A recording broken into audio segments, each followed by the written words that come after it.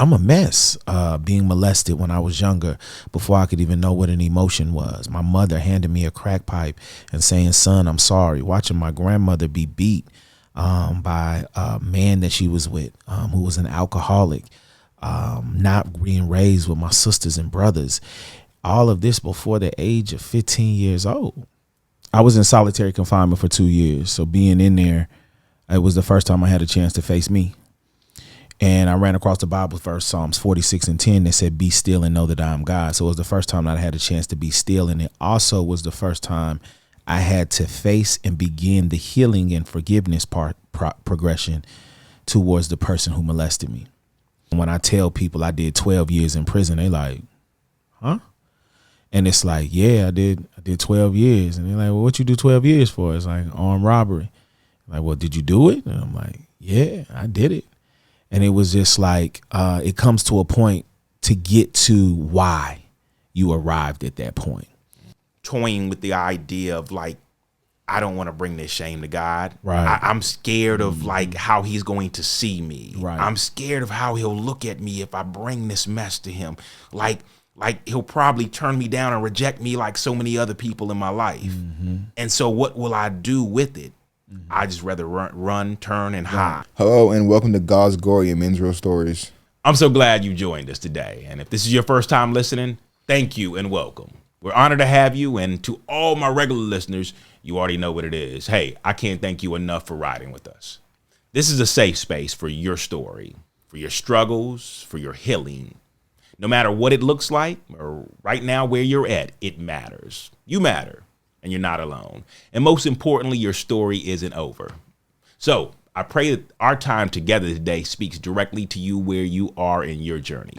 So sit back, lean in, and join a community that genuinely cares about you. Our hopes is that you won't not only feel God's love, but also see God's glory in men's real stories. So before we dive in, you know what I'm going to ask for. Go ahead and show us some love. Show my guest today some love by hitting the thumbs up in the corner down there if you're watching on YouTube. And if you haven't yet subscribed, you want to do that now so you don't miss an episode. But don't keep this to yourself also. Share this with someone who needs to hear it or needs to be a part of this community. And we appreciate all of your support. It's not a coincidence that you're here today, as it was God's plan to speak through today's guest, and I believe that's going to happen. So I want to thank you all. I want to thank all the men who have joined me and said yes to sharing what God has brought them through. Like today's special guest, who is a brother who I met, I would say maybe a couple weeks ago. And in this past year, I met him and I listened to him share his testimony.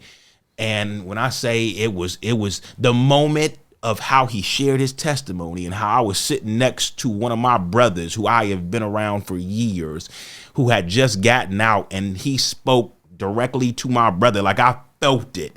It was so powerful.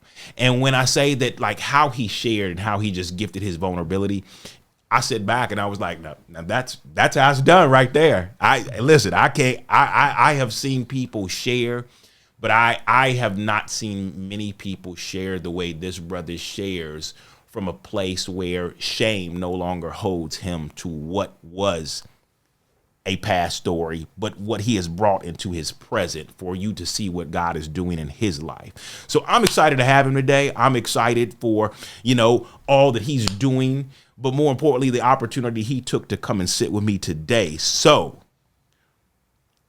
you guys strap in and get ready. I'm excited to welcome our brother, Josh Proby, to the episode. Hey, what's going on? What's going on, bro? Man, happy to be here. Thank you for having me, bro. Yes. Thank you for having me. Truly a blessing. Love the setup, too. Setup is crazy. Yeah, I appreciate it. Hey, look, we roll out all the stops for my guests. You know what? I recognize it, as I told you before we first got it started, that like, hey, listen, this is a God thing. But I truly want guests to come in here and be like, oh, okay. All right, I had to turn it up a little notch inside. Like I had to come with it. Like you came with it, so I had to come with it now. Right. So I want to come correct today, and I'm excited because I already know what you're gonna come with. And for a lot of those who don't know who you are, man, I'm gonna let you jump in and introduce yourself. My name is Joshua Proby. I'm an international professional speaker, author, minister. and founder of Peace for Poverty, a nonprofit organization. Outside of those accolades, I'm just another man trying to grow and become better and stronger through Christ. Yeah. I love that. I love how you recognize that, like, at the end of the day, we're all another man who is trying to grow and strive to be more like Christ, because I think that's like a constant, like, journey. Sure. Yeah. I think it's something that we are all on, and tomorrow we get to make that choice on, like, whether we want to do it again. Right. I think every day is like, just because you were called doesn't mean that tomorrow you have to wake up and choose to walk in this path. Right. And I say that because I recognize that there are a lot of men who wake up every day and they're like, bro, I don't know if I want to like continue to follow Christ today, because yesterday was hard. Yeah. And we've all seen those hard moments where it was like, bro, I could, you know what, like doing this would be a lot easier. Maybe it'd even be more comfortable. Right. And so I'm excited to jump in today and just kind of like hear not only your testimony, but just hear whatever God has put on your heart, whatever God has you sitting with in this season right now. It may have been something even that just hit you in the head today. And because today is Sunday, and, you know, I tell people when we do episodes on Sunday, know that you're going to get an anointed punch from the sermon that I got earlier today. The sermon I got earlier today, when I say it was heavy, I'll even just hit on it. You know, the pastor who spoke today to us was Robert Madu. I don't know if you ever heard of him before, but he's from Social Dallas in Texas. And he talked about how God could use anything and anybody to do what he wants to do. Right. And I thought that was so powerful, because I'm sure there are people who have looked at you and been like, oh, well, this brother, because of his past, God can't use him. Right. I'm sure he's disqualified because of what he's been through, what he's seen, where he's been, how his life shaped up. And God wouldn't want to use that. And I believe the beauty is that we know that we didn't always choose this, but when God chose you, it was like, you cool with this God, and God's like, oh, no, there's no other choice. You got to bring that with you. Because when they see how I'm using you, they're going to be like, oh, bro, it had to have been God, because there's no way he could have cleaned that up that pretty. Absolutely. I think in reference to that message, there's so many things that I've encountered in my life that I know that it's nobody but God. I know that it is. But of course, outside people looking in, even when I tell people I did 12 years in prison, they like, huh? And it's like, yeah, I did 12 years. And they're like, well, what you do 12 years for? It's like armed robbery. Like, well, did you do it? And I'm like, yeah, I did it. And it was just like, it comes to a point to get to why you arrived at that point. God looks more at what he already sees in you rather than what people see of you. Yeah. And when God sees what's in you, it's just like, okay, I know what it is, but I need him or her to see what's inside of them. And during that progression, you have to move out all of the stuff that arrived you at, for myself, robbery. So it just wasn't just a wake up and say, okay, I want to go rob somebody. It's like the scripture says, will a man rob God? And for a large majority of my life, I did. You know, I took life for granted, took people for granted, relationship for granted, love for granted, so many different outcomes in my life for granted. I was hit by a car when I was younger, flatlined twice, and taking so many different hits in my life before I even arrived at the state of robbery that it was just like, I'm a mess. Being molested when I was younger, before I could even know what an emotion was. My mother handed me a crack pipe and saying, son, I'm sorry. Watching my grandmother be beat by a man that she was with, who was an alcoholic, not being raised with my sisters and brothers. All of this before the age of 15 years old. So it's like, you see all of this, and it's just like all that has ever surrounded me was robbing. So when I read the scripture, will a man rob God? It's like, will they rob me? Why shouldn't I? You know what I'm saying? Yeah. And it that began the road to my relationship with God. You know what I mean? Just understanding how I robbed him and how much of a mess I was. And well, if you love me, how you gonna clean me up? And if you love me, then why am I in this position? And if you care for me, then why is this happening? And a mess is God's playground. He's gonna have a field day with it. Sure. You know what I'm saying? It's his masterpiece. So he loves painting masterpieces. So he loves for you to bring him his mess, as long as you're willing to give it all to him. So sheesh, that's a whole word, bro. As long as you're willing to give it all to him. And you know, the interesting thing about that is that he knows about it all anyway. Yeah. Like it's literally a constant story of like Genesis 1 where God saw what happened and he wasn't confused on where Adam and Eve were. It was more of like, well, will you bring it to me? Right.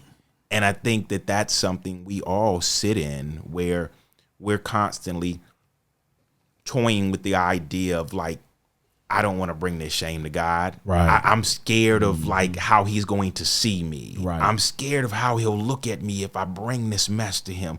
Like he'll probably turn me down and reject me like so many other people in my life. And so what will I do with it? I just rather run, turn, and hide. I think it's also the shame that comes with it. Yeah. So I think there's a certain respect for God, but there's also this shame that we have, that we feel like we carry the weight of not being understood. So many people don't understand what we're going through. So then when it's time to bring it to God, it's more by that time, not that we don't believe God hears us, but we're so shameful at that point because we brought it to so many people prior to. So prior to delivering the messages of, hey, this person did this to me, or hey, I feel bad about this, or hey, how do I get better at that? And based on the natural response, we determine how much of that we give to God and how much we still hold on to based off of previous deliverance to people who weren't qualified to hear it first. Oh my goodness. Okay. Woo. Whoa. Okay. And you know what? That is the first time I've ever heard it that way. And now that I think about it, not only you're right for like a lot of the situations I've seen, but I'm sitting here and I'm like, yeah, I think being misunderstood is probably one of the biggest reasons why we're just like, I'm not even going to try anymore. I'm not going to bother. Like none of these people will get it. None of these people have got it. Right. So they won't get it. Yeah. And so why would God? Yeah. Like these, and the sad part about it is based on how a lot of us have grown up, we've heard bad theology that God can't use this. God's ashamed of that. You got to clean that up before you come back in here. You got to, no. You can't come into this church. And so if we're not welcome in certain spaces based on the things we've done, why would God, we begin to believe, why would God want us in his presence? Right. Absolutely. It's so many different situations. I was talking with my pastor, Pastor Keith. I go to Ayers Christian Center. He's a great, the word says iron sharpens iron. Yeah. And when we bring our mess to people that were not qualified to hear it first, it kills us from delivering it to who God placed us in our life to hear it to. Jeez. So if I gave my pain to somebody, a girlfriend, for ladies, a boyfriend, a friend, or whatever, hoping that they would hold my mess with sincerity, with comfort, with care, to know how to help me from there, and they damaged me, then now when we get to that person, that mentor, that leader, that father figure, that sisterhood, when we get there, we're automatically closed off when we were supposed to deliver what we had to them. So now we've created an enemy in who was supposed to help us, but a comfort in who destroyed us. And I think that in a lot of cases we do that in life, and it makes us feel like we're on a hamster wheel. For sure. And we're constantly turning, hoping somebody understands us. But the very person that you're supposed to give it to actually hurts you in truth. And you equate that hurt to the same hurt that you gave it to the person who didn't deserve it. Come on. Yeah. Okay. And you know what? To even dig into that, and a lot of that happens through people who were sent to you whether it be through the church or are the church, because it's less about the building, Right. who you would later on maybe even equate to church hurt Yes. and say, well, yeah, I can't go back there because the truth they were giving me about myself didn't feel good because one, maybe it didn't sound like everybody else, but it just felt too rigid. It Right. took me out of my comfort zone of what God was calling me higher to. Right. Right. Sheesh. Yeah. Man, listen. Okay. So far in just what we've talked about, it's funny because me and my son had a conversation, and hopefully you cool with talking about this a little bit today. Yesterday we were in the car as we were leaving the Breaking the Silence event, and my son was like, I hear these incredible stories of these guys that have gone through so much and how God has used that. But what about when your story is not that story? What about when your story is not like my dad's here? I have a 2-parent home, 3-parent home, actually. I have all the things that I need and I haven't wanted for. And so it feels like, and as one of my mentors once said, it's like envy of like, these guys have an incredible story that God has used. How incredible is my story if I'm sitting here and life's pretty good for me? And I'm sitting back and just enjoying life, but listening to these stories like, wow, like, okay, like is my story ever going to be anything like that? And so, and so I would love for you to expound upon that if you could just share a little bit more about that.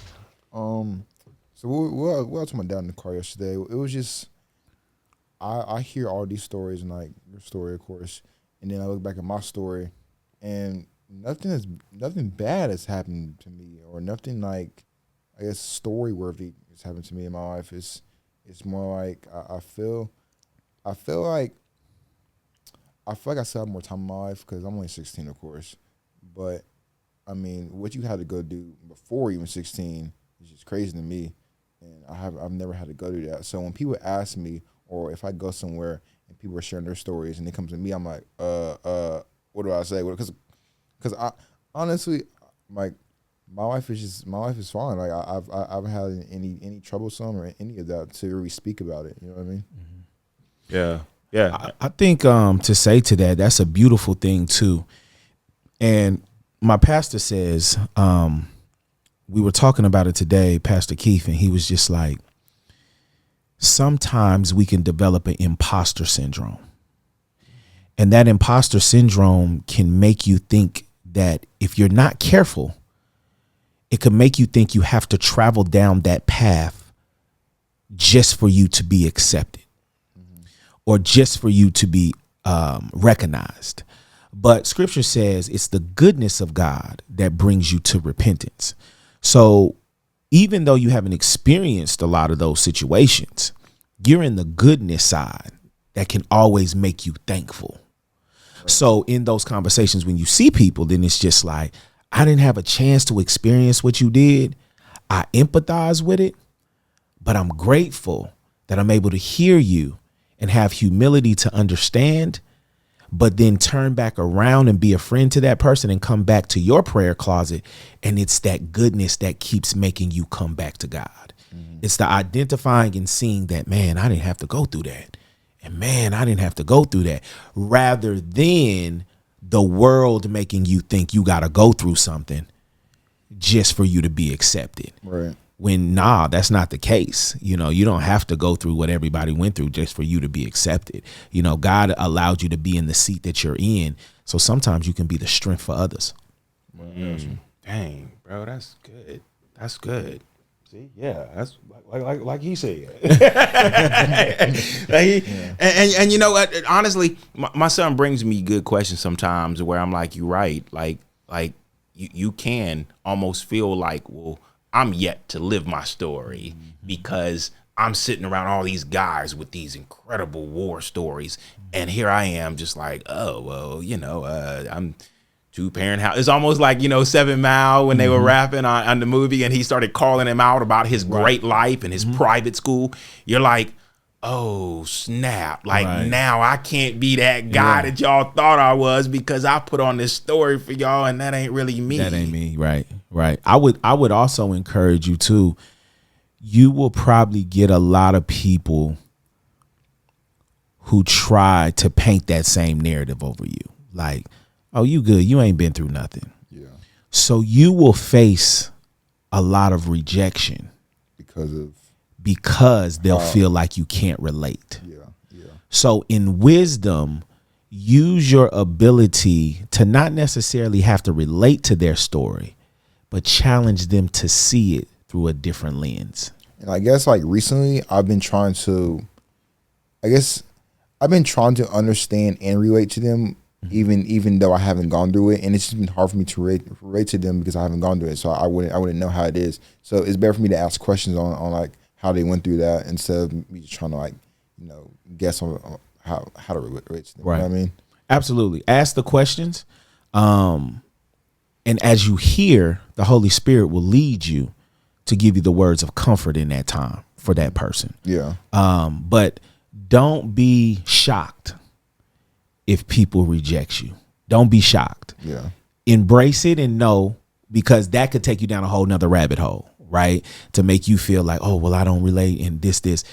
Be that voice of reason. And that's kind of like how my mentors are. Some of my mentors ain't been through what I've been through. Right. But they challenge me to see something different. Mm-hmm. And your real friends will accept that challenge. Got you.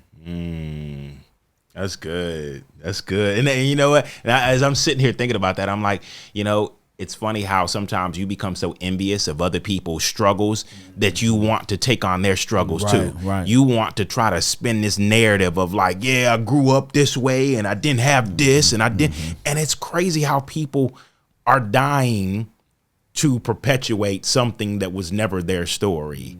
And they want to live that so that they can have this story that sells, as some people like to say. Yeah. And it's a mess. It's just like what you said. People want to create messes. And sometimes in our lives, we don't have to create the mess. Yeah. Sometimes we're dealt a mess. Yeah. But for the most part, back to what you were saying as far as the message today, God can make a masterpiece out of anything. For sure. For sure. And you don't have to make a mess for God. God gonna clean up what you mess up. So you're not gonna live a perfect life. There's gonna be you're perfect through Christ, but you're gonna go through some different transitions. Right. And God will clean those things. But that doesn't mean like, yo, God, I'm finna spill this right here. Come clean it up for me. Right. I just need you to clean something up for me. And it's just like, God, like, but I didn't mess that up. But if that's what you want to do, if you want to go through that part of it, then of course I'm gonna be here, but it's gonna be some learning lessons in that progression. For sure. Yeah. So I got a question for you, and I know yesterday you were really vulnerable. You touched on a lot of different things. I love some of the topics or the answers you had for topics like how we are called to love others, what that looks like, and where that comes from.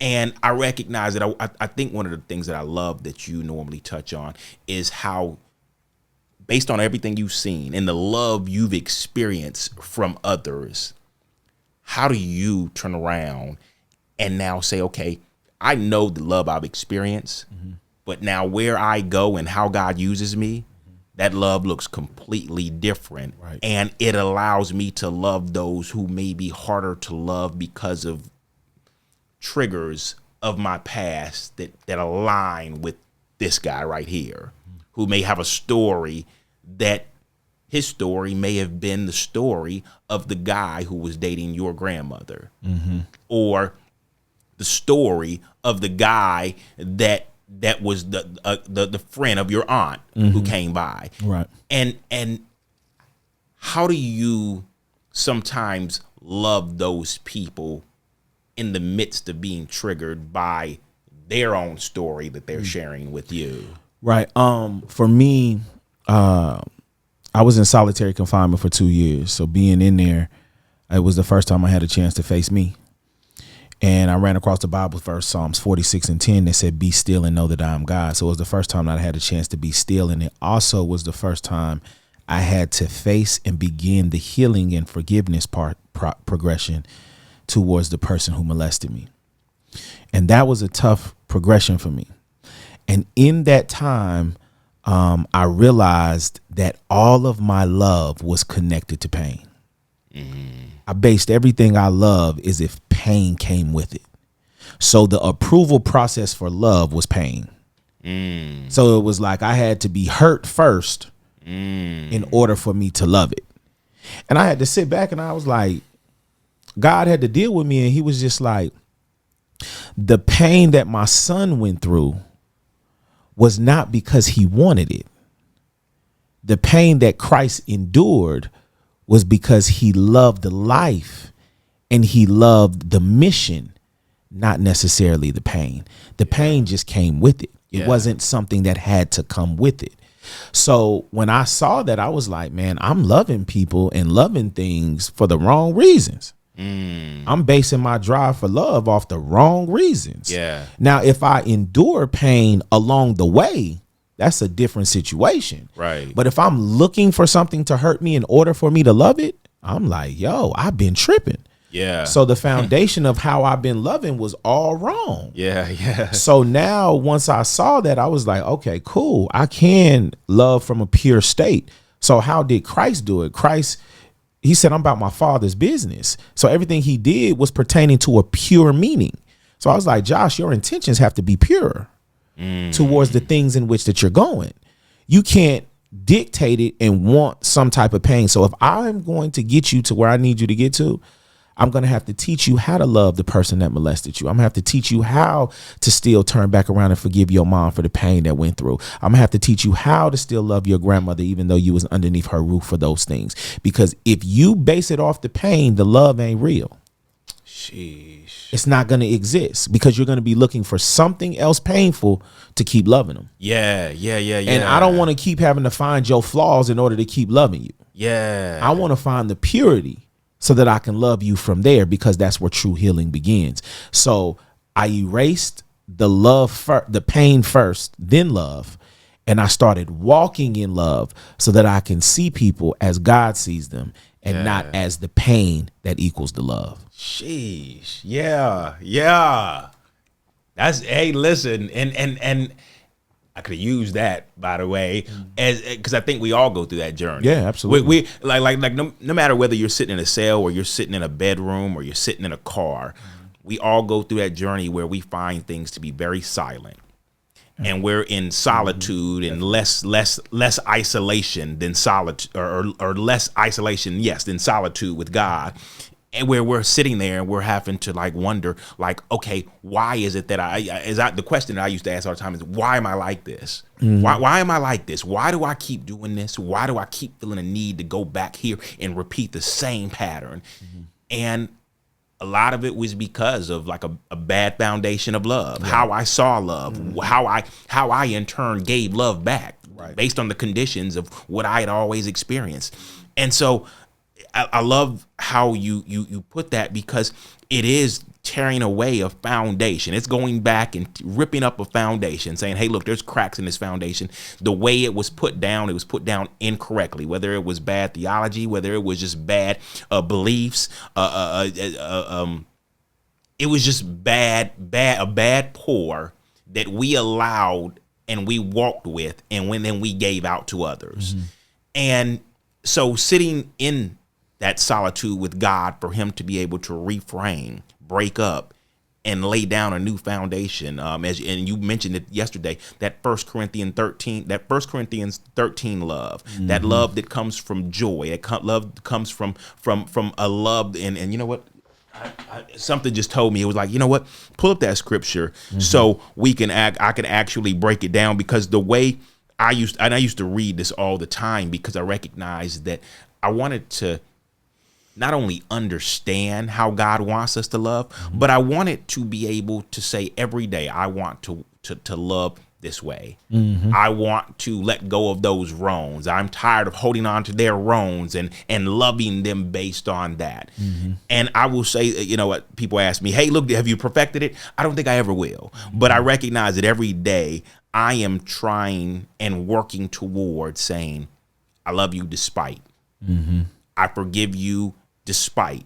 I'm not holding on to that, because I recognize that God loved me in all that I had done. He right. forgave me. Here it says, love is patient. Love is kind. It does not envy. It does not boast. It is not proud. It does not dishonor others. It is not self-seeking. Just there. It's Just like there. I could stop there. Yeah, absolutely. Those are areas where you automatically see pain is not connected to any one of those things. You know, we choose to allow them to be connected to those things. You know what I mean? Yep. To try to create that mess. Right. But it's love is patient. You know, patience becomes painful when we don't have patience. You know what I mean? Certain things become painful when we have yet to develop what the true characteristic of the word is. Yeah. So once we understand what the true characteristic of the word is, we're like, the word is harmless. The word is simple. The word is easy. The word of God says, my burden is light, but yet we've made it heavy. Yeah. Based off of our misrepresentation of each thing. Yeah. And that's just life experiences. Like, life experiences is going to throw different things at us. Yeah. You know, and it comes with it, but it's how we take it. And if we did build wrong, are we willing to say, hey, this part of my life is a mess. I need to rebuild that part. And I think as men, we continue to keep going and seeing the culture and so many different things that transpire in life. We want to fit in with what everything else everybody's doing. Yeah. That's what we want to do. So Yeah. we get further away from 1 Corinthians 13. For sure. And we get 100%. closer to leaning upon our own understanding rather than lean not upon our own understanding. So now the more understanding we want to keep for ourselves to prove our points, to hide our traumas, to hide our pains, to hide our realities, then now everything becomes painful. And then we create the mess. And then we look up to God and be like, God, you going to come clean this up. Right. You know what I'm saying? You going to come clean all this up. If we even look up there. If we even look up, you know? So it's just like, and God is saying, okay, take your hands off of it, and I can. But again, it just goes down to that point of decreasing that he may increase. You know, in us and through us. Yeah. And it's a progression for those who don't believe. It's a progression for those who have yet or been sheltered or haven't had a chance to see certain things. It's a progression. Right. And you, the same way when it says love is patient, you have to be patient with those progressions. Man. And you know, I love that you hit on all that, because some people are like, bro, listen, like this real love thing, I see why people put conditions in place, because it is a lot easier to love people, as some people like to say, I love them based on how they love me. I like to offer them the same energy they offer in me. Right. Because every time even if I wanted to try to love them in a patient way, in a kind way, they haven't changed. God, wait a minute, what's happening? Right. Why is Why it ain't this that quickly you fixed? Why do you have me over right. here embracing them, loving them, Right. and they come in with that same energy they had 10 years ago, and it Yeah. ain't changed yet? And I think that's something that creates that struggle of like, no. He's not asking you to dial it back based on how they're coming. Listen, your love is going to continue to cast out what they're doing, but you won't see it. You may not see it right there in the present day. You may not see it right there in front of you. It may not happen tomorrow. You may come over and you may have to deal with that for the next 5 years. Right. But it shouldn't change how you're called to love them. Right. Yeah, absolutely. I think that's a beautiful point. I think in Acts chapter 9, 23 through 26, I believe that was Saul on his conversion. Okay. Converted into Paul. And when you're talking about the mess from the beginning, and then you're also talking about that love, there was a progression in him having that encounter with God. So sometimes I like to look at scripture from the standpoint of not just as a person who's already arrived at an understanding of who God and who Christ is, but rather from the everyday person and what that looks like, right? Yeah. Your road to Damascus could be very different, right? Sure. Your road to Damascus could be through marriage. It could be through parenting your children. It could be through your job, your business, your goal, your purpose. You're on a road. Sure. And on that journey, you're going to come into an encounter where God is going to say, how much of this is you trying to do by yourself? because I see some things that could get messy. Yeah. I see some things that ain't quite right. I could see some things. And then the question was asked, how long will you kick against the pricks? How long will you continue to try to keep doing things your way? How long will you continue to try to keep doing this? And then he submitted. But as you submit and begin to embrace what that real love looked like, Saul, converted into Paul, had to learn to trust other people. He had to learn to follow instructions because he was a ruler at that time. Yeah. He was in charge of everything. He was persecuting and killing folks. People were scared of him. You feel me? He's like, so now you finna tell me I'm blind and I gotta go somewhere. Right. I gotta go somewhere where I don't even know who this is. Yeah. But before he began his mission, between verse 23 and 26, he actually had to go to the desert for 3 years. So before he even did his messages, he had to go to the desert for 3 years. And I asked, as I was studying, I was like, God, why did you send him to the desert? Like, he listened to you. He was blind. He followed the instructions. Right. Why did you send him to the desert for 3 years before you sent him on the mission? Yeah. And God related it to my story. I came home from prison. I was in the halfway house, and I was riding my moped to work, and I fell off the moped, and people was laughing at me, and I was so crushed, bro. Like, I was just like, this is crazy. Like, it's raining. I got a poncho on. I done fell off the bike. People turning, pointing, and laughing, and I'm just like. And I got back to the house that day, and I just cried. And I was like, God, ain't no way you brought me through all of this just for people to be laughing at me. Mm-hmm. And I'm like, I don't understand why. And even though I studied that scripture while I was in prison, it came back to my remembrance then. And he was like, I had to make sure all your pride was gone. And Saul, converted into Paul, had to go to the desert to make sure all of Saul was gone. Because where I'm finna take you is full of love. It ain't full of what people said about you. It ain't full of what you thought. It ain't full of what you feel. It's full of what I'm preparing you for. So be prepared to be rejected, talked about, lied on, said that this is who you used to be. I need you to be equipped enough in love to not resort back to what you know, but to keep pursuing the love I have for you. Jeez. And it made so much sense when I read that. Yeah. Okay.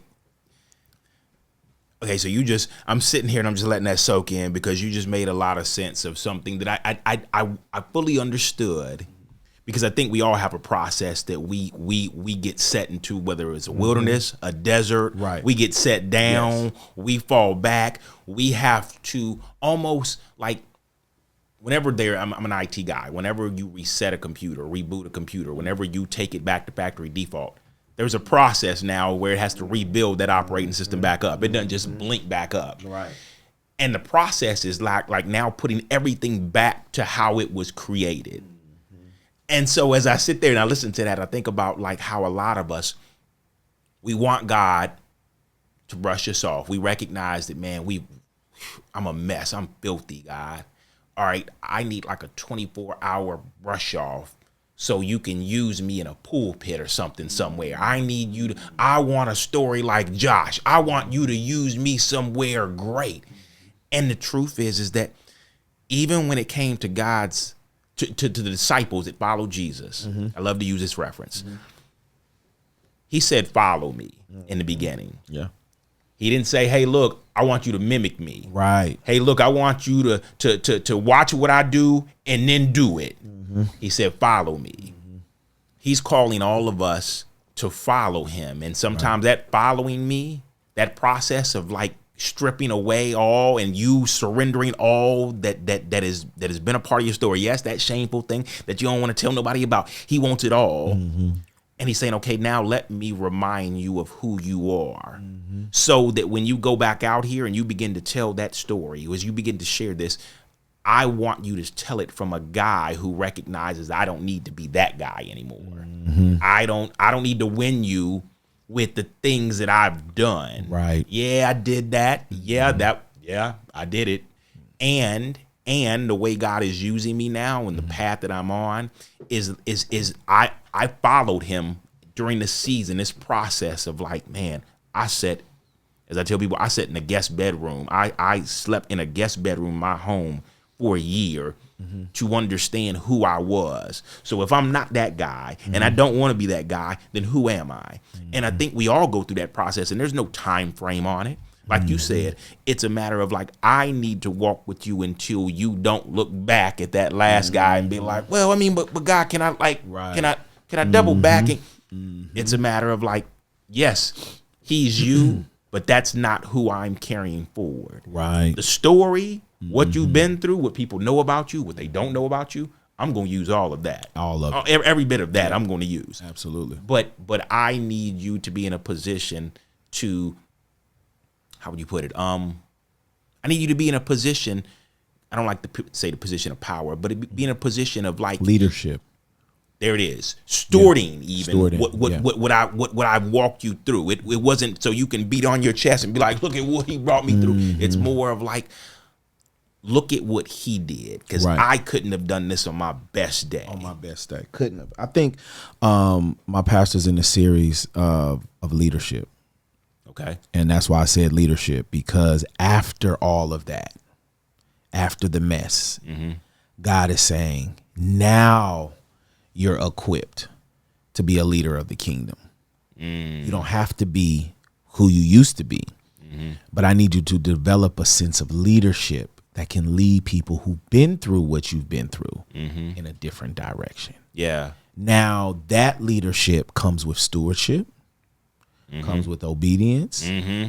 Yes. As scripture says, obedience is better than sacrifice. Yeah. So it's a lot of things. To much given, much is required. So now the same way that a person would think that they have to beat on their chest because I overcame this. Now God is saying, no, that definitely was me. Now I need you to become and embody even more humility. Because now the next level is leadership. So now the reason why I had to clean up that mess, and so that you can no be identified as that anymore, is because now there's going to be a different type of challenge. Yeah. That your past can't speak for.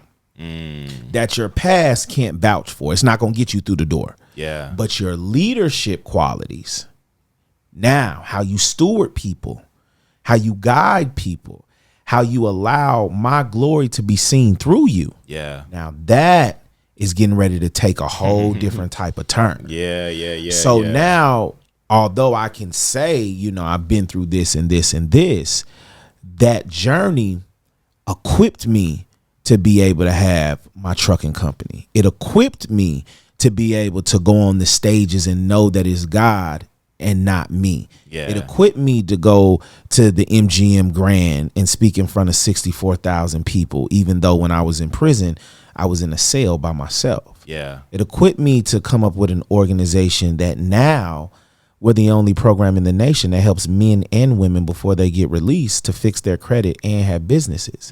So now it's like I cleaned up that mess, but I can no longer have you associate to that mess the way you used to. Yeah. Now it's going to take a different type of stewardship and leadership Yeah. to carry forth where you're about to go. For sure. That makes complete sense. But hey there, before we continue on with today's episode of God's Glory and Men's Real Stories, we want to take a moment to share something special with you. Our new sponsor, Confined Space Coffee. Are you looking for a coffee that fuels your heart and uplifts your spirits? Well, look no further. Confined Space Coffee isn't just your average brew. It's a handcrafted blend designed for those who seek connection, inspiration, and a good coffee to sip while sharing stories. It's made from the finest beans sourced from around the world, where every cup is a testament to hard work and dedication. Perfect for you, our listeners, who appreciate the beauty in every step of the journey. At Confined Space Coffee, they believe that great conversation and deep connections often happen over a warm cup of coffee. Whether you're getting ready for a long day or winding down and listening to a powerful conversation on our podcast, their coffee is there to accompany you. So here's the best part as a special offer to our listening community. You can use the code GLORY, capital GLORY, at checkout to receive 10% off your first order. That's right. Experience the vibrant flavors and rich stories waiting for you in every sip. So why not brew some Confined Space coffee today? Gather around the table, share your own stories, and let the warmth of great coffee bring you closer to those you love.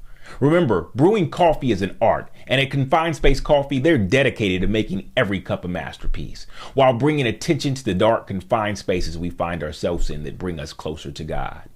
Now, let's get back to today's episode. Remember, whether it's sharing God's glory or exploring men's real stories, great coffee makes everything better. Thanks again for tuning in. I want to build on that a little bit. Yesterday, you shared a story that wasn't like, I'm sure it wasn't a normal part of your story because you don't normally come to the south side of Charlotte. Right. And if you don't mind, I'd love to hit on this a little bit. Yeah. And unpack it a little bit with you sharing more on it, because I recognize that sometimes we think, well, I got a story, I'm going to turn it into a book.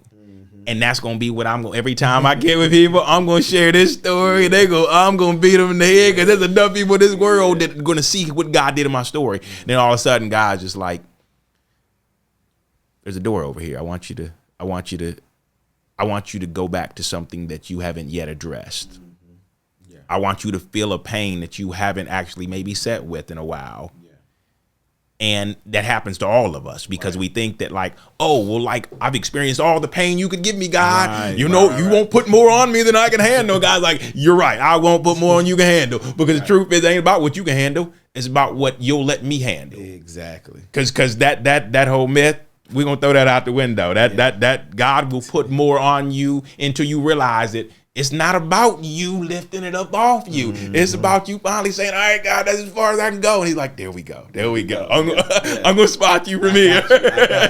And so you shared how you came back to this side of Charlotte and you experienced, I don't know if I'd call it a trigger or a pain or a memory that reminded you of something that you hadn't sat with in a while. Would you mind sharing about that? Yeah. So we had the men's thing yesterday, and men's mental health panel and discussion. Great show out. Great way to talk to men, because we need more platforms like that for us to be able to, upon the proper foundation, to be able to speak of some of those things that we battle with every day as men. But I know I was contemplating on coming because I don't come to that side of town at all. And I don't come to that side of town because that's where my brother died. And he OD'd in one of the rooms over there. And it was tough for me even just driving past there. It was a difficult situation. It was a memory of just walking through the door and seeing and them taking them out on a stretcher, you know. And it's just like, there goes that pain again. You know what I mean? That pain for love again. There goes, you know, and it was just like, dang, God, like I done came this far, and then now you reminded me again, you know. And it's just like, it was so tough because it was, you know, it was so much love and so many memories there. And I know where he personally was at.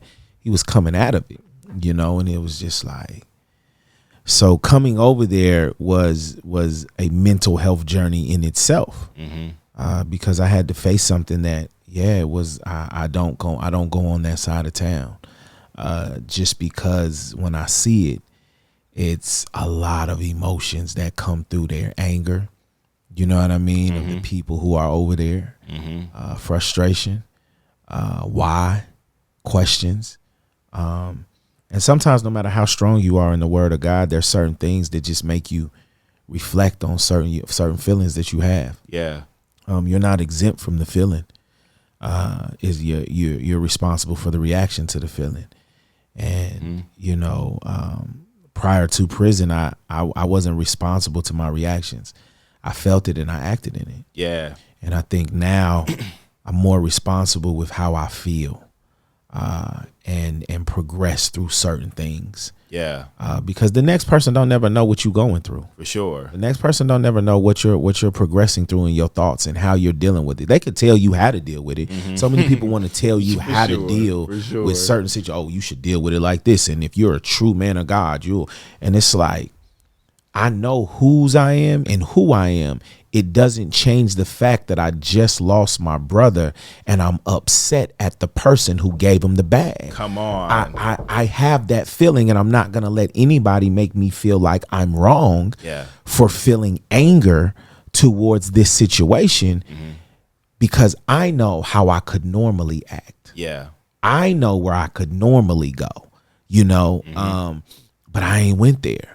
So that's a success for me. Yeah. You know what I mean? Yeah. That's a success. I know you don't know what that looks like, but I do. Right. Very vividly. Right. But I'm also not going to justify irrational behavior just because I feel it. Yeah. But I will let you know that I'm hot. I want that whole place to be tore down. I don't want nobody to live over there. You know what I'm saying? Just because I know what go on over there. Yeah. But at the same time, I'm not going to let nobody tell me that I'm not who I am in Christ because of the way I feel towards certain things. I've just learned how to control them a little bit better. Yeah. Sheesh, that was so, bro. When I say, okay, so what I saw from my seat, it was like, man, this brother is literally processing in real time with all of us. Like, we talk about mental health. We sitting here at a mental health experience, men's mental health experience. And this brother is literally right now showing y'all what it looks like to process pain, to process whether it be grief, whether it be anger, whether it be just all the experiences of every feeling, looking back and remembering those moments that you had just said, you know what, I ain't got time for that right now. Like I've been putting that on the back burner. But God sometimes wants to bring us through just so others can see it, what it looks like in real time, just so you could, because you didn't have to gift us that yesterday. Like, but it was so raw that it was like, this is happening right now. Like, as I sit with you guys, I thought about not coming because I knew where I had to come. And it would, that was a fear that our enemy was hoping that I would have just sat with and been like, I can't do that because whatever, I'll make up an excuse. But it was like, no. What I'm going to do is I'm not going to just like put it on the back burner like I normally do. If this stage gives me the opportunity to express what I'm feeling right now, I'm going to do, and it did. And and you seized the moment to say, I am still working through this and how this feels. And even though you guys know my story, and if you don't, I'm going to share it with you. This is another piece of my story that doesn't get shared often. This is a piece that I'm going to give you guys of what it looks like to heal in the moment while you're still processing and pouring into others. And that's the part that I think when people talk and when we build, people listen from the position of solution. Come on. Yep. And they think that you're talking about it just because you've arrived. And you have to check how you're listening in conversations to understand how to process it. Because just because I package it well, God gifted me to know how to speak. So just because I package it well and speak on it well, I'm not speaking to you because I'm better than you or because I've arrived in that situation, or I'm trying to entice you with words or anything. It just means that, one, there was a time when I couldn't talk without cursing. So there's a certain time that I do take a certain amount of pride, positive pride, in being able to communicate effectively. Not to try to overtalk you or anything. Effective communication is big for me, and God gifted me with that, and I'm not going to dumb myself down for that. But I need you to understand that it's okay to talk from the position of just progressing through something. Because if you know how to talk to them where they're at, rather than from the position of perceiving it like, oh, this brother think he got it going on. Oh, he think he already there. No, I'm going to share something with you that I'm just now dealing with. I'm dealing with this right now. And just because I'm packaging it in a way that seems like I'm over it doesn't mean that I'm over it. For sure. It just means that as I'm talking to you right now, I'm learning that my feelings don't have to be my actions. And that is a level of appreciation. That's a level of grace that God has extended to me. And that's a level that God constantly in every shape, form of my life is going to continue to remind me of, because my emotions got me in trouble. Sure. A man is never designed to act in emotion. A man is supposed to feel them. Come on. Yeah. We don't get the opportunity to feel them. Yep. But it doesn't mean it gives us the right to act in them. Come on. But because sometimes we're not heard, and we don't feel we're listened to, and we're not taught how to progress through them, we act in them for attention. I acted in my emotions for attention. Yeah. You know what I mean? Yeah. Nobody ever told me it wasn't my design to act in my emotions, but I could feel. Nobody told me that. So when I felt it, I prescribed it as I gotta act in it. Yep. Because you did this to me, now I gotta act. You know what I'm saying? Because in every emotion I've seen over my life, they acted in emotion. Yep. So I picked up on that. It was like, if you harm to me, I got to do harm to you. Yeah. You do this to me, I got to do that to you. Yeah. But now to be able to come to that side of town, that was an opportunity for God to say, for me to talk to God and say, thank you. Yeah. Because you're healing me. You're allowing me to be better. Yeah. Because in any other time that would have shut me down. But I was able to progress through it properly and not just in my feelings. Yeah. I don't want to forget that I asked you to bring a mug because, I've been telling people, listen, I got a new coffee sponsor. I love to take a segment just to like take a sip. But more importantly, I told you to bring a mug that may have a story to go along with it. And so I'm just going to pivot there for a second just because I appreciate you bringing a mug. I don't know if you got a mug today, Jen.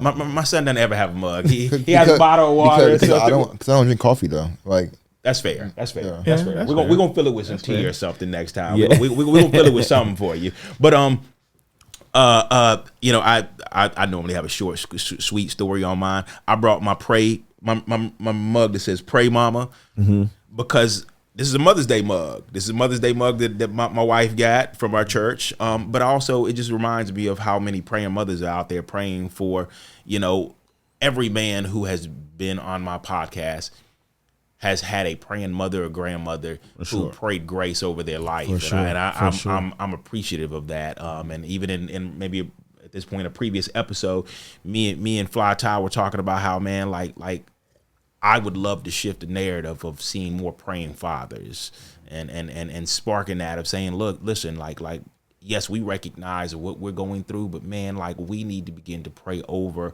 our sons, our daughters, our family, and people starting to have that terminology of like, man, if it hadn't been for my praying dad, my praying grandfather, man, I don't know if I want to hear that. I want to hear I want to hear how people are talking about their praying dad and praying grandfather. But what about you? What about your mug today? My mug doesn't have a sense of significance, like yours. But I brought it in obedience, because I don't necessarily have one that brings that type of memory to it. Definitely, but it will have memory after today. You feel me? It'll definitely have memory after almost today, like an Ebenezer, For something sure. that you're going to carry with you and be like, God did something Yeah, special that day, right. and this mug is to commemorate that. I love that. This is something Come that I on. just was like, okay, cool. I love that. I don't necessarily have that mug to identify that. That's fair. Do I have a praying grandmother? I would not have been covered if it wasn't for her. I would not have been covered if it was not for my mother. Yeah. You know what I mean? I would not be covered if it wasn't for my grandfather. So I have so many different influential people. Yeah. My auntie Jen, just so many people that pray for me consistently, and I know they pray for me. Yeah. That has been the covering in my life that has allowed me to be where I'm at. I love that. So I I'm love grateful that. for Yeah. all of them. For sure. Yeah. That's awesome. I love that. So tell me this, to jump back into where you were about, talking about the reaction to our feelings, how we choose not to feel them, but we react out of emotion. Right.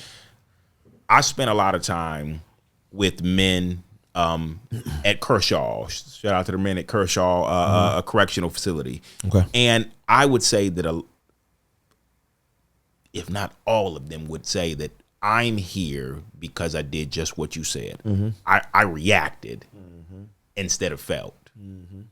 And maybe I did feel. And the more I felt it, the more I wanted to react because I didn't know how to bring it down, nor was I ever shown what it looks like to bring it down, to feel it. And what do I do with it next? Right. That is a question that I would probably say a lot of men. I didn't know what to do with it next, bro. Right. I felt it, and it kept getting stronger and stronger to where I exploded. And so, because that is a place that I feel like a lot of people find themselves, where do you respond to that when men say, "Bro, I am," because I've seen that you've been in these prisons, you've gone back and you've begun to speak to people, and how do you respond to people when they're sitting there and they're like, "Man, I didn't have any other choice. I didn't know what else to do. What, even going forward, what do I do with this? What do I do with this pain?" Right. Because there's still so much pain that I haven't even begun to scratch the surface on.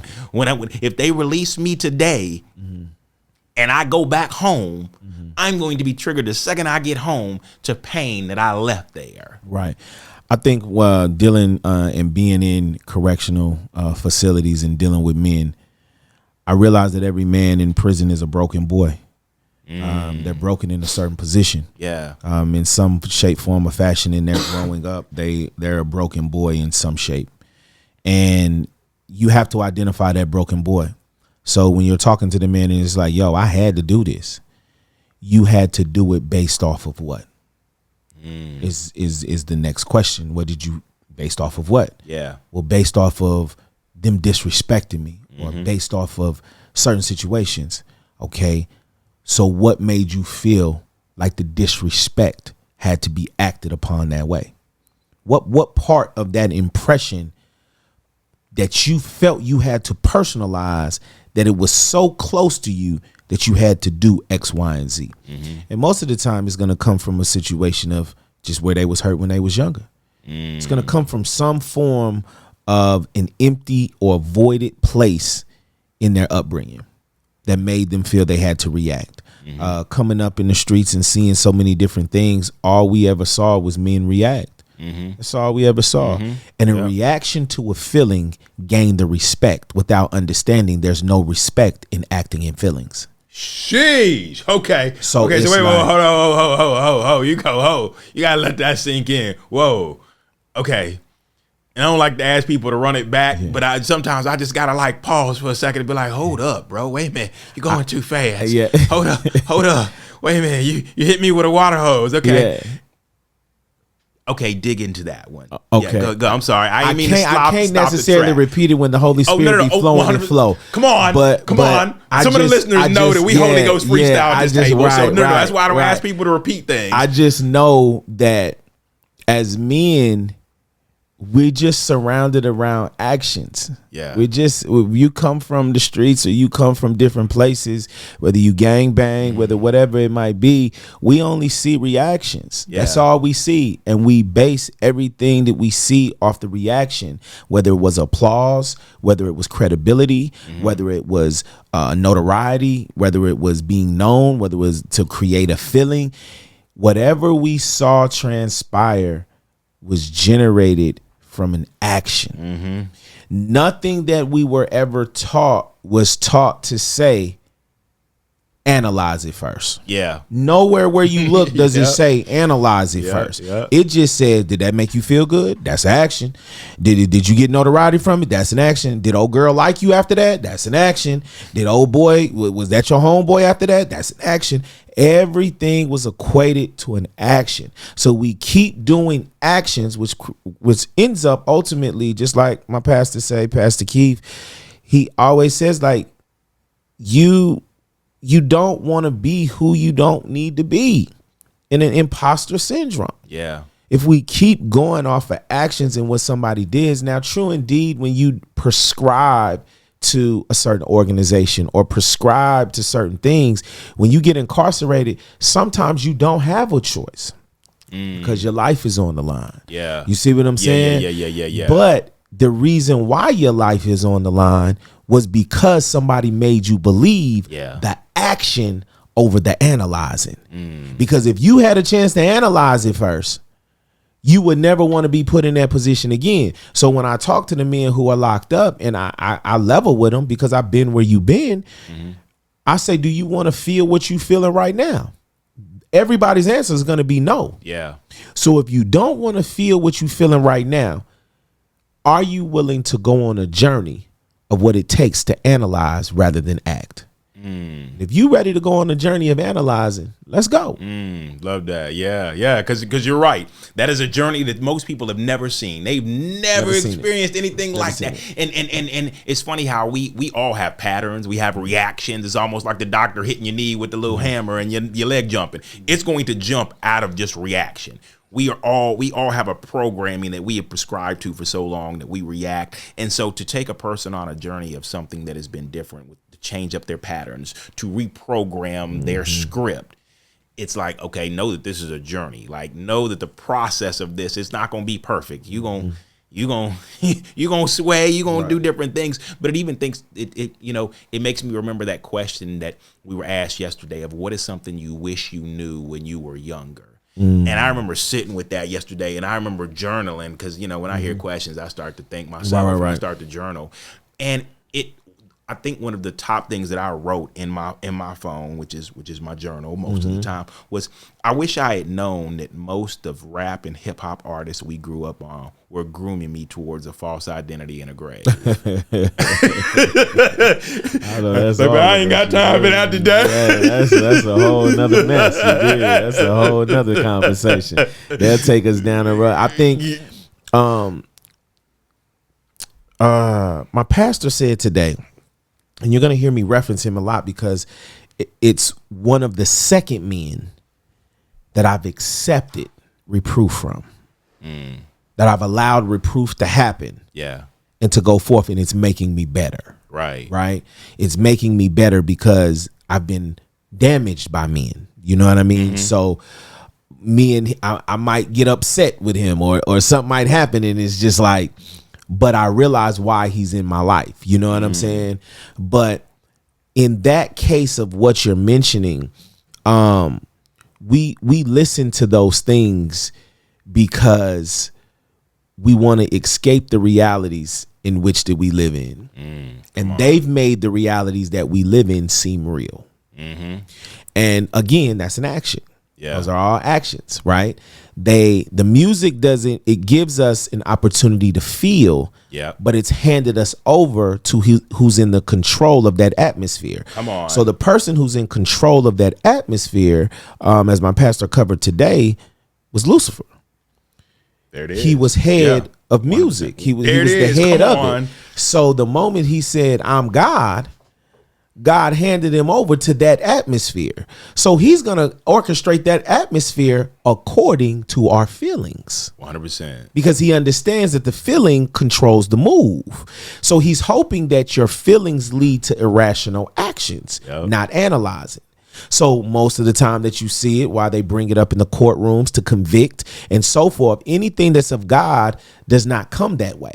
Anything that's of the enemy, there's no condemnation. Anything that comes to the enemy continues to condemn over and over again. So if you're listening to it and the music is coming and, people relate to what they do in their culture and what they choose to do, that's your choice, right?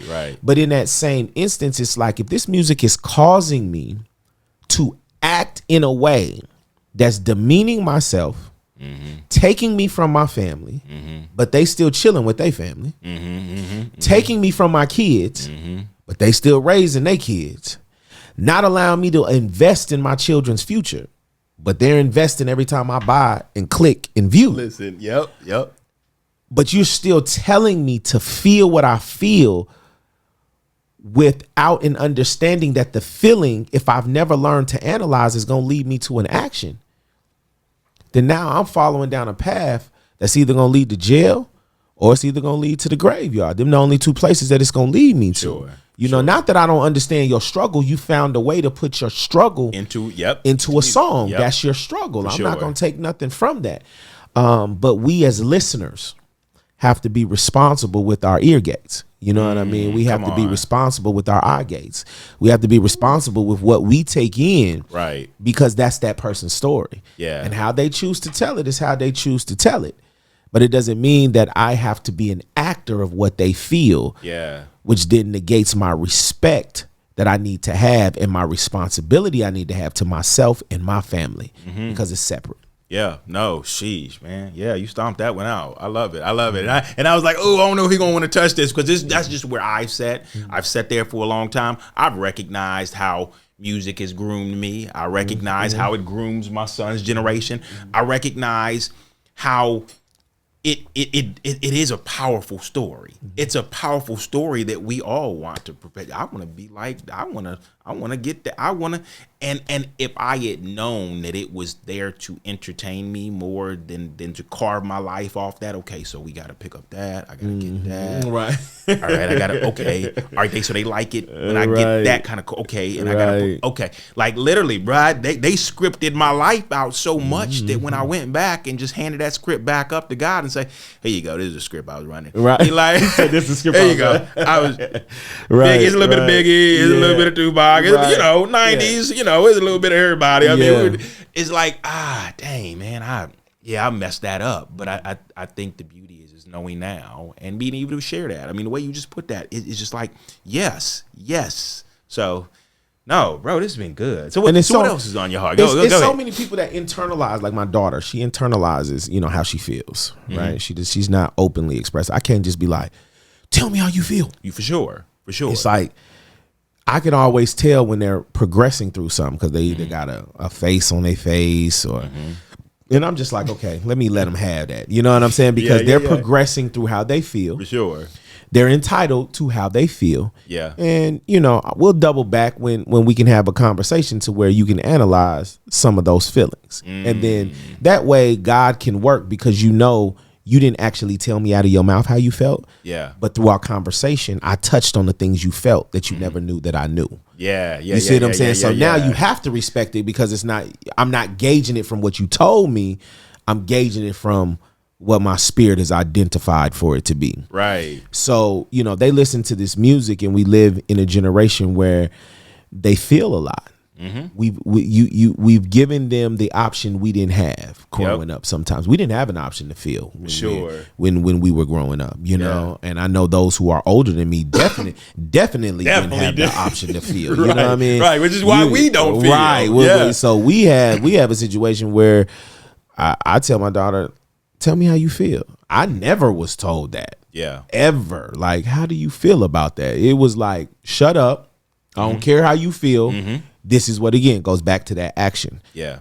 But I think now being able to progress through that, whatever a man, a woman, a leader, or anybody is trying to get better on, it's going to be the challenge of where you're weak at. And it's going to come from some of the people that's closest to you. And you're going to have a constant reminder of those things every single day. Yeah. Every day. So if you're saying, hey, one of my issues was acting out, God's going to surround me around certain situations. It's up to me to add the pieces that make me stronger. Yeah. It's up to me to add men of positivity. It's up to me. I have that choice. Yeah. If I choose not to, then I'm going to break underneath that pressure every single time. Yeah. And you're going to keep saying, God, well, you told me I need to get better in this. And he's like, Jesus, the 12 disciples had Jesus. 100%. You feel me? They had somebody to go to with their weakness. Without even the Holy Spirit at first. Yeah. So it's like, hey, these are the situations that they needed somebody to be stronger for them in it. Yeah. That's an example. Yeah. So as you're becoming stronger in something, it's up to you to say, hey, Minister Doctor, I'm going to need you right here because I ain't strong right here. And I need you to see when I ain't seeing it. Accountability. And I can hold that piece. Hey, Pastor Keith, I'm going to need this right here because I'm growing right here. Yeah. And this is where it is. Yeah. And you have to be okay with those things. So now as my daughter and other people are going through stuff, they constantly remind me of just what I wasn't. You feel me? Like I acted in my emotions. So I should be grateful that my daughter, to a certain degree, internalizes them, but still talks about them because we allow it. Yeah. You know what I mean? Yeah. Instead of me just seeing her feeling away and running away. Right. Because that's what I did. Yep. You feel me? I felt it and I'm out of here. Yep. But she's progressing. So I have to sit back and say, okay, God, I see you showing me what the progression and the analyzing looks like. Yeah. So days are tougher for me, not because my life is tough. Yeah. They're tougher for me because I'm learning something every day at 41 that I never learned all my life. Okay, sheesh. Okay, and so you know what? That pivots me to the question that me and my son were talking about today, because I was like, man, how have I missed asking this, especially since I put it on a shirt? Mm-hmm. So how does that speak to you from being the man you needed when you were younger? Man, the man that I needed when I was younger was one of understanding, patience, peace, relatability, balance, order, structure. That's what I needed when I was growing up. Yeah. I never had none of those. I didn't have them even if I didn't like it. Because nowadays we have children that don't like that. Right. You know what I mean? But 100%. they have it. Yep.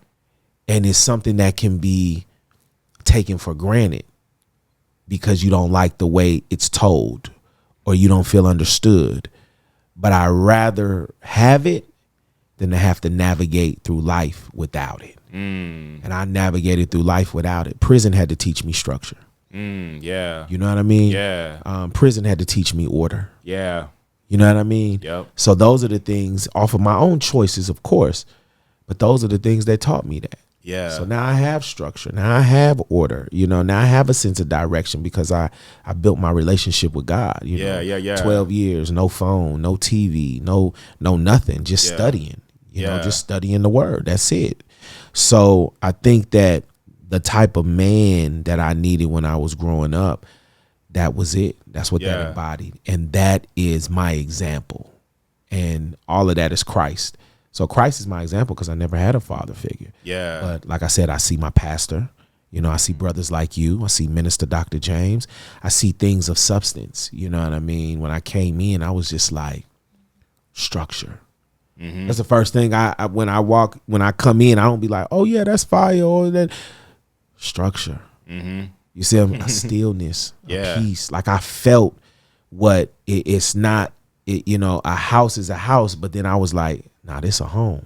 It's different. Yes, you know what I'm saying? 100%. It's a different feeling. You know what I mean? So you learn to start to equate and see things from a different thing, a different lens. It's not just what your natural sees, but what your spirit feel. Yeah. And not only that, but you can turn around and you give that not only back to yourself now, but you give that to your kids, as you were just talking about, when it comes to like giving them the space to like, hey, look, if you ever want to unpack those feelings, I want to give you that space to do it. I'll show you what it even looks like. Like I'll tell you what's going on and how I'm feeling about things right now. Right. Maybe you'll come back with how you feeling about it. You know how that's that. Let me tell you how that song made me feel. Right. I'd love to hear your thoughts. How many times I'd hit you with that before, Justin? Where I'd be like, let me tell you how that song made me feel, and then you can tell me how it made you feel. Or what do songs? Me and my son have deep dive into some of the songs he listens to, and we take the hypnotizing pattern off the top of it, as I say. We take the beat away, and then we just read the lyrics. You remember that? Yeah, I remember. Yeah. I remember that, Dad. Let's not do that again. Yeah. That wasn't fun. It wasn't cool. It didn't feel good reading those things without the beat that hypnotized me. That made me vibe to it. But we sit where sometimes just to understand like what it is that he's hearing and how that causes him to react, and allowing me to actually not just say, man, you can't do that, you can't live like that, but more so be like, well, I'm just curious, like what it's telling you should do, and how do you feel about that? Like, how do you respond to that? Correct. No, man, this has been powerful, bro. This has been good, man. You want to do this again, man? It's been a blessing, man. Hey, I Definitely. appreciate you coming by today. It's always a blessing. I appreciate you jumping. I mean, like, as we talked about it, I just saw you yesterday, and it's like, man, I get 2 days of Josh Proby. Like, man, we got listen, y'all. Look, hey, look, hey, this brother. I will say that I love what you're doing. I love the spaces God continues to open up for you, the doors he continues to allow. And sometimes it's funny, those spaces may not be as big as the MGM Grand, but the way God is using you to speak into men's lives, into women's lives, into people's lives in the spaces, even if it's a small room and a small crowd, it is giving people the tools to walk in a freedom that they didn't know they could have. For sure. And I appreciate you for doing that. Man, I glory to appreciate God. you for what God's continuing to do through you. It is incredible how he has given you a freedom to say, yeah, this happened. I'm not ashamed of that. Yeah, I did this, and I'm not ashamed of that. And I'm using it now as a weapon to fight back the person who took 12 years of my life, and more. It's glory to God, man. I thank you for this. This is a beautiful platform. I truly appreciate it.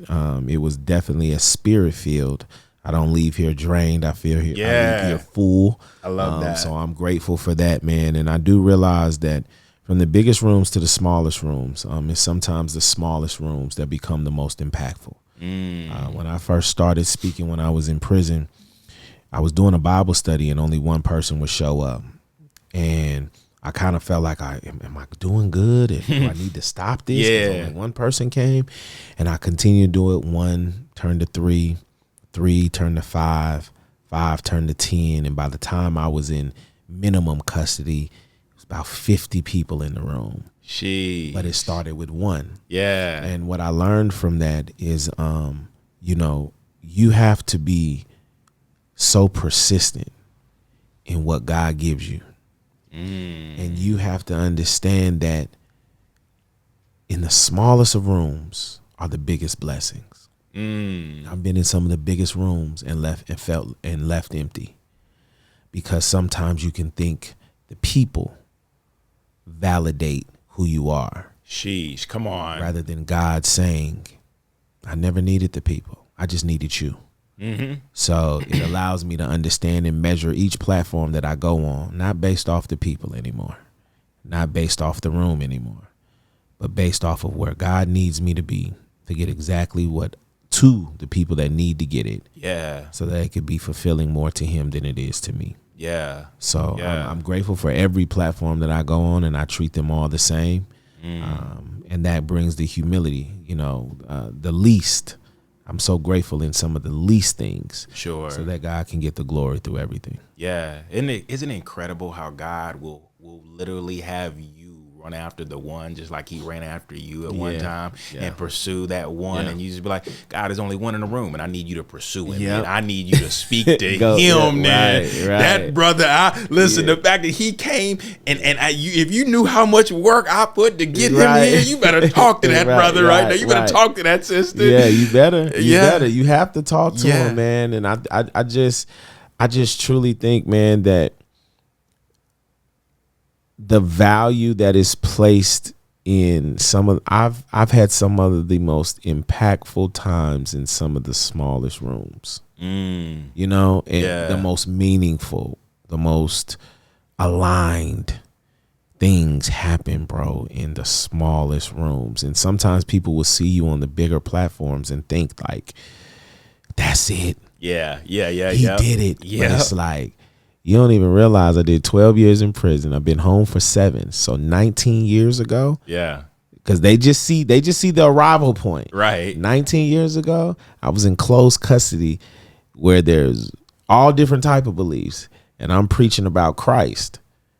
And only one person showed up. You know what I mean? Yeah. So God showed me the rooms that would have the most impact 19 years ago. Sheesh, I'll take you to the bigger stages. But your impact is going to be in more of the smaller stages. Yeah. You got to steward the small stages. He wants to see what you'll do with it. Love that, man. And I would say, even yesterday, just that small, you had small huddles yesterday, but our huddle of maybe 12, there were guys that left there that felt seen that day. They may have never been asked that question that you asked each and one of us that we got to answer, and they've never been able to share that, but they felt seen. They walked away from there yesterday with a stone to say, that has been something that, like, I have believed. It's a belief that I've been living out of. Am I still living out of that? He didn't ask me. He didn't try to inquire more. He didn't try to fix me, but he just brought it to the surface. And I felt so seen in that. And it wasn't no big, huge group. It was just, it was intimate. Right. And the way God works in intimate spaces is powerful. What'd you think, son? It was good. Yeah. No, that means it was really good. Right. No. Well, bro, before we get out of here, share how people can connect with you, how they can find you, how they can just like say, "Whoa, bro, I need this brother. Like, I want him to come and I would love to hear it at our church or hey, at our small group or whatever. However it works, bro." Hey man, they can follow me at Josh Proby on IG. Or you can follow me or go to my website. It's just my name, Joshua Proby, JoshuaProby.com.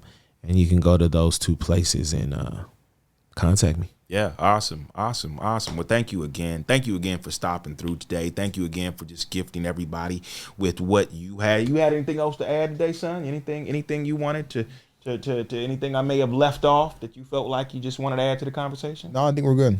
Okay, awesome.